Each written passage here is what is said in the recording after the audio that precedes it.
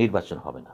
এবং ওনার কাছে যে সমস্ত এমপিরা চাচ্ছে, যোগাযোগ করতেছে, ভালো নেটওয়ার্ক তার, উনি সবাইকে বলতেছেন টাকা পয়সা খরচ করেন না। তো আমি বললাম যে, বলে দেখেন, আমি একেবারে সরাসরি বলতেছি যে নির্বাচন হবে না। এখন আমি বললাম যে হবে না, আমাকে বলতেছে তা আপনারা কেন বলতেছেন হবে? আমি বললাম যে আমরা তাকে একটা দৃষ্টিকোণটা বলতেছি, প্ল্যাটফর্ম ঠিক আছে, সব ঠিক হয়ে গেছে, কাজে এসে পড়ছে, মেয়ে ঠিক পার হয়ে গেছে, এর যদি না হয় তাহলে বুঝতে হবে একটা ভূমিকম্প হচ্ছে, কোনো ঘটনা ঘটছে, ওরকম কিছু ঘটবে, অর্থাৎ শেষ মুহূর্তে এমন কিছু ঘটবে, নির্বাচন হবে না। আবার দেখেন ইদানিং বেরোচ্ছে কি ইয়ের মধ্যে 5 তারিখ থেকে 8 তারিখের মধ্যে কিছু একটা সম্ভাবনা আছে নিজের বানচাল করার জন্য। বানচাল আরও গুরুত্বপূর্ণ হচ্ছে ঠিক এই মুহূর্তে 9 তারিখে আমেরিকার সাথে আপনি ডিফেন্স প্যাক্ট ট্রেড প্যাক্ট করতে যাচ্ছেন এবং নন ডিসক্লোজার আমেরিকান প্যাক্টগুলো হবে। এই মুহূর্তে কেন? 3 দিন পরে নির্বাচন, এগুলি কেন হচ্ছে?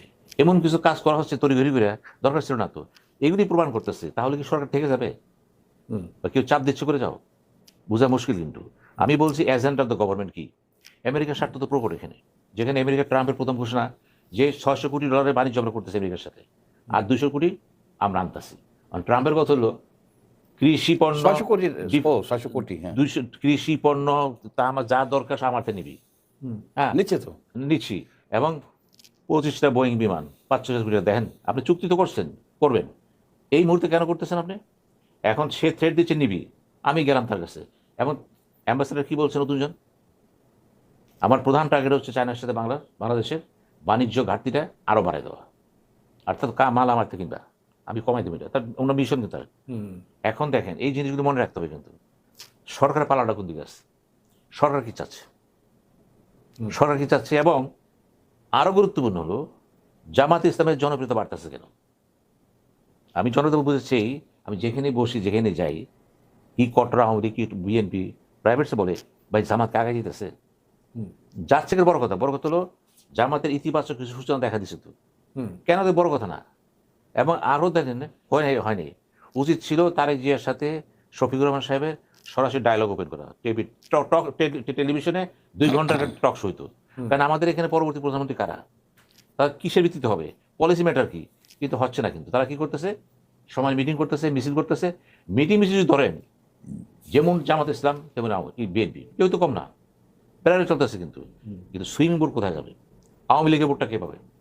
এখন একটু আগে আমি দেখলাম এখানে যে রাশেদ গণফোরাম করতে পারেন বিএনপিতে গেছে, তিনি বলছেন যারা আওয়ামী লীগ করবেন অন্যায় করেন নাই আসেন আমার সাথে। এখন দেখতেছি নুরু বলছে আওয়ামী লীগের দায়িত্ব আমি নিয়ে নিলাম। হারুন সাহেব বলছে চাঁপাইনবাবগঞ্জের আওয়ামী লীগের কোনো নেতাকর্মীর উপরে যদি আঘাত আসে তাহলে থানা ঘেরাও দেবে। এইবার আসে, তাহলে আওয়ামী লীগের নেতাকর্মীদেরকে রক্ষাতে তো কে নিছে? বিএনপি। এটা কি সেন্ট্রাল ডিসিশন, কেন্দ্রীয় সিদ্ধান্ত? না। তাহলে কি কেন্দ্রের বাইরের সিদ্ধান্ত হয়? কিন্তু ইনফরমাল সিদ্ধান্ত। তাহলে আওয়ামী লীগকে পুনর্বাসিত করার জন্য, শুধু ভোটের জন্য দেখেন, জাতীয় স্বার্থে নেই কিন্তু, ভোটের জন্য আওয়ামী লীগের যারা অপরাধ করছে অন্যায় করছে সব জায়গায় হয়েছে, বঙ্গবন্ধু দালালিন করে নাই, অপরাধী কি বলছে না আর সব মাপ।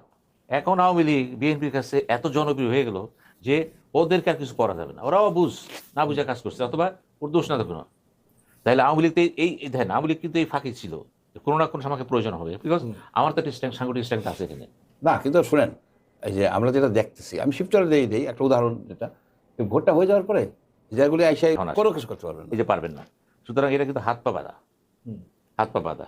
এবং পুরোটাই ধরে নেন এই কাজটা যারা করছে, আবার বলতেছি, তারা চিন্তা ভাবনা করে করছে এবং তারা জানে কি ঘটবে এবং ওই উদ্দেশ্যে তারা যাচ্ছে।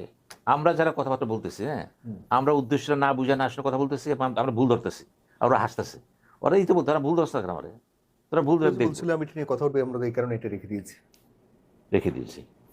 এখন এটা করার কিছু নেই, তো এইটাই হবে। তারপরে কি প্রশ্ন করছিলেন?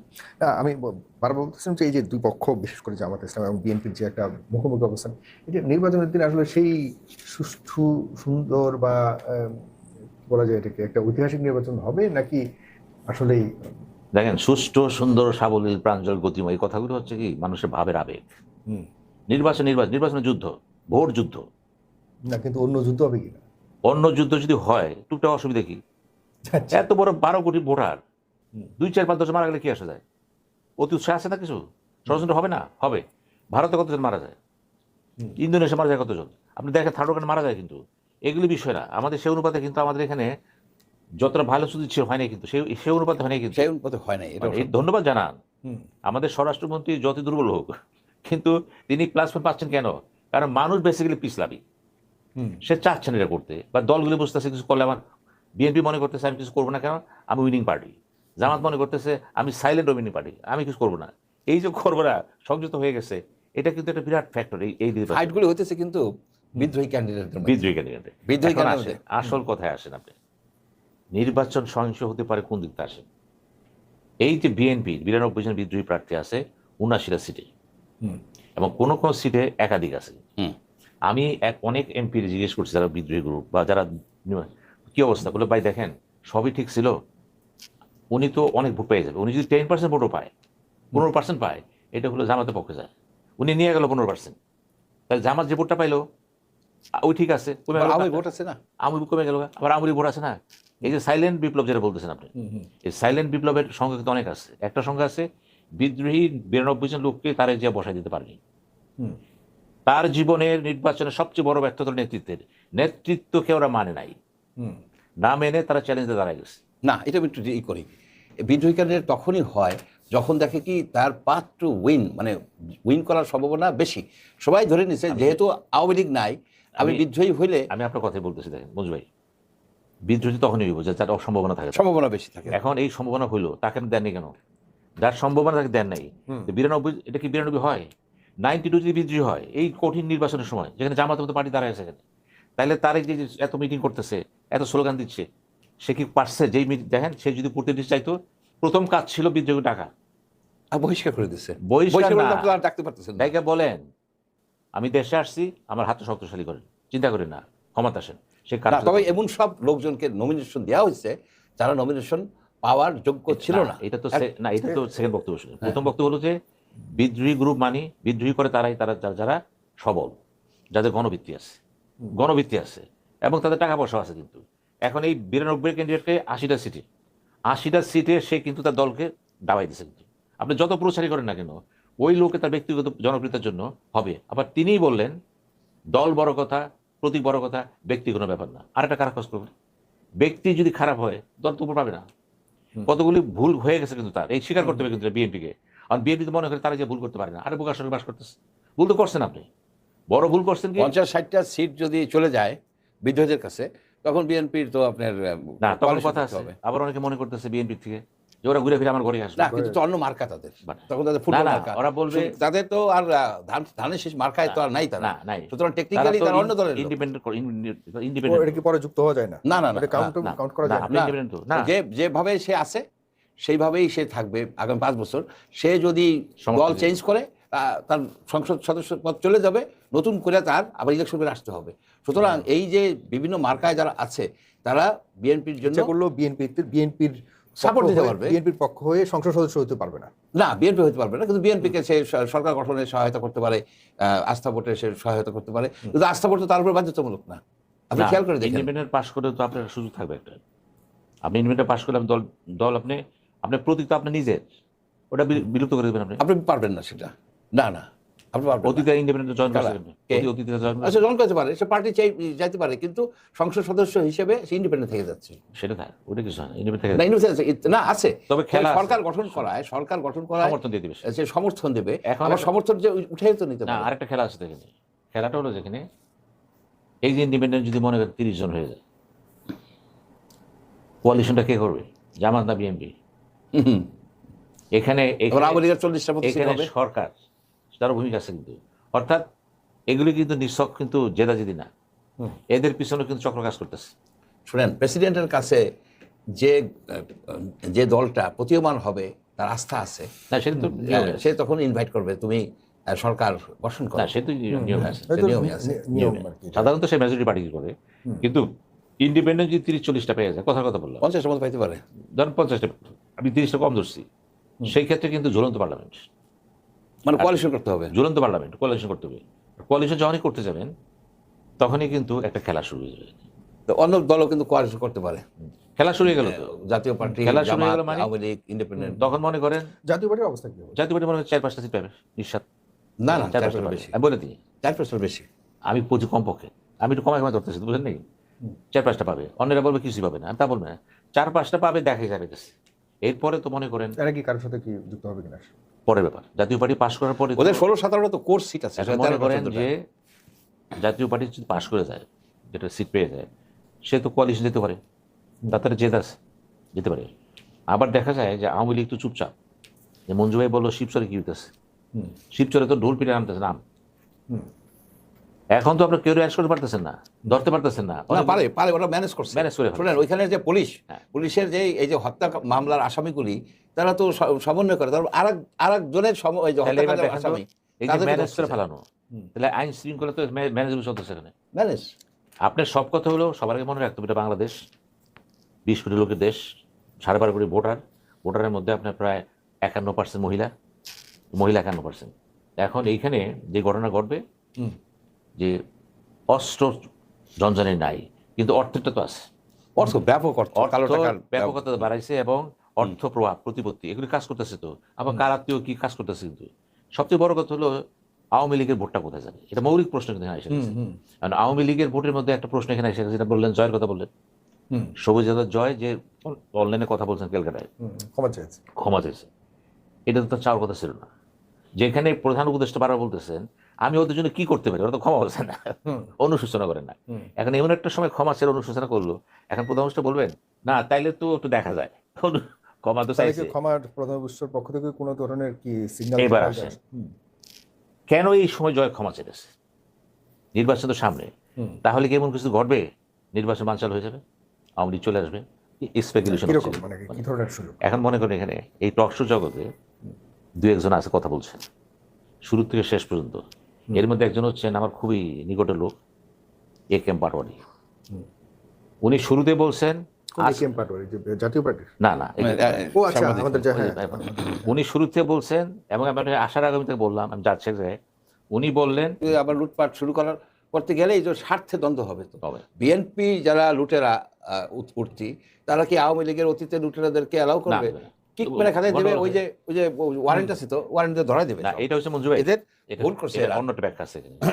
আপনার সামনে এই মুহূর্তে বিপদটা কি, যারা পালাই গেছে না, আমার সামনে এই মুহূর্তে বিপদ হলো এই শক্তি সেই শক্তি।